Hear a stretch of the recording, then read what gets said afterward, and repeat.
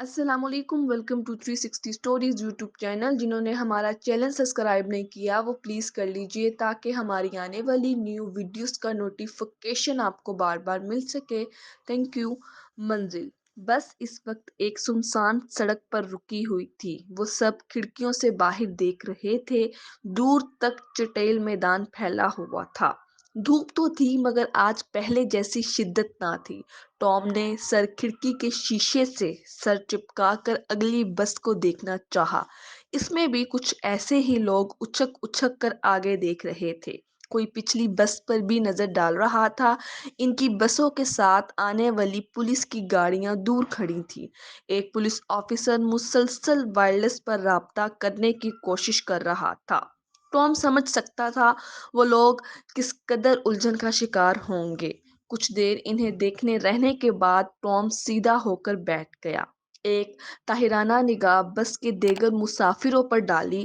سب ڈھل کے کندھوں اور پست حوصلوں کے ساتھ بیٹھے تھے۔ 70 سالہ مارتھا اپنے بوڑھے شوہر ایرک کے شانے پر سر دھرے آنکھیں موندے بیٹھی تھی۔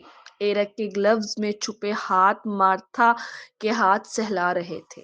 سب بظاہر پرسکون تھے مگر ان کے دل ایک انجانے خوف سے دھڑک رہے تھے۔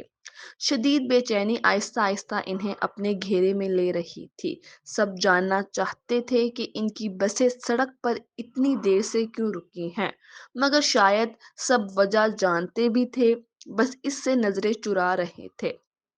ٹام نے ماسک اتار کر گہری سانس لینا چاہی تو اپنے ساتھ بیٹھے فریڈ کے گھورنے پر فوراً سے دوبارہ ماسک منہ پر چڑھا لیا اور پھر سے کھڑکی سے باہر دیکھنے لگ گیا۔ بسوں کے ساتھ چلنے والی ایمبولینس کا عملہ بھی باہر نکل کر خوش گپوں میں مصروف تھا۔ کتنے خوش قسمت ہے وہ، ٹام نے سوچا۔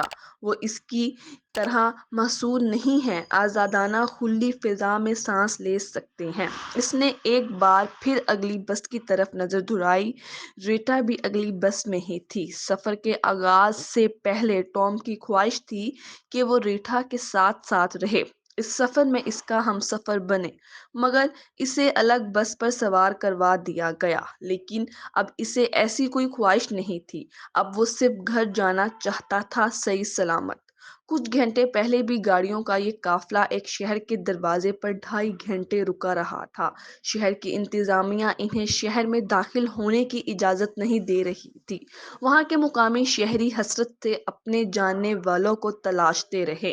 ان 150 مسافروں میں سے صرف 5 افراد میں بیماری کی تصدیق ہو چکی تھی، باقی سب مشکوک تھے، مگر انہیں کہیں جائے پناہ نہیں مل رہی تھی۔